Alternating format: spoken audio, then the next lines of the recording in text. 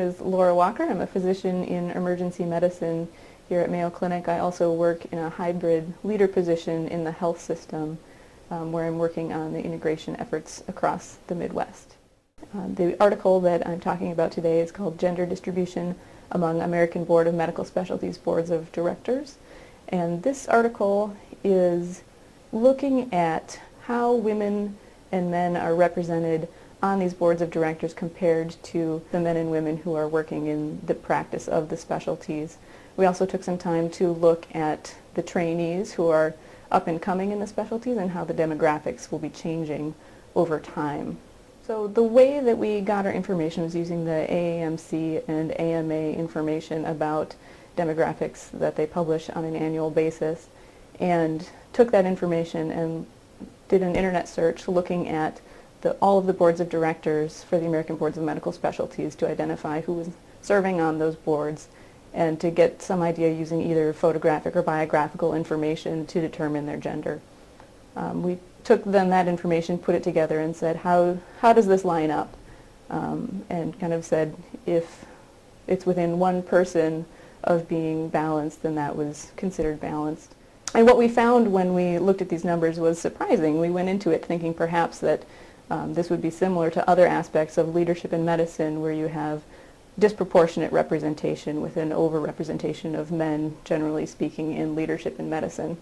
And we were surprised to find that actually of the 25 boards that we looked at, 12 of them had balanced representation looking at gender. 6 of the boards of directors had a higher representation of men compared with the physicians in practice, and 7 actually had a higher proportion of women serving on the boards compared to who was in practice.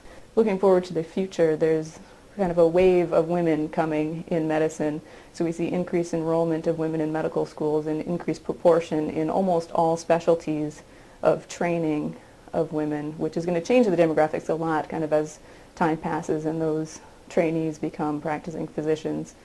I think the hopeful thing about this article is that ABMS member boards are doing a good job of being inclusive of women in their leadership, which we know from other studies helps continue that pattern and ensure that women are included in leadership as time goes on.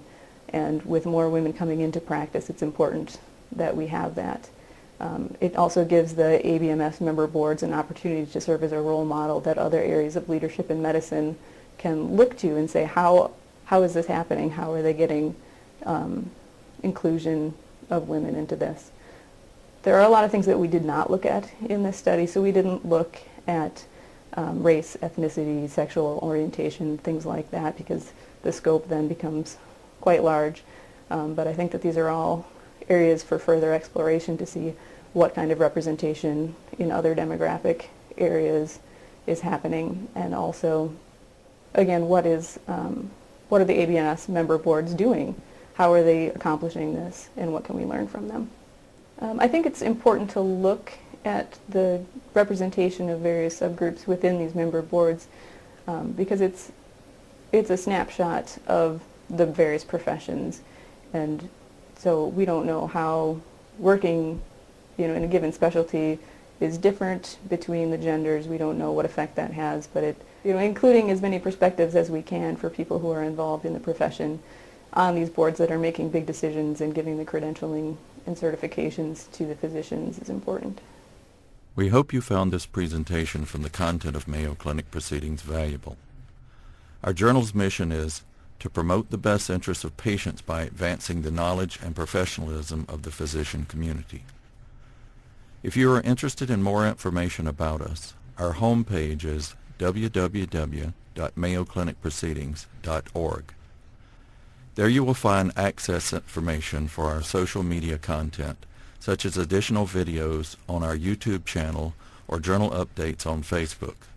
You can also follow us on Twitter. More information about healthcare at Mayo Clinic is available at www.mayoclinic.org. This video content is copyrighted by Mayo Foundation for Medical Education and Research.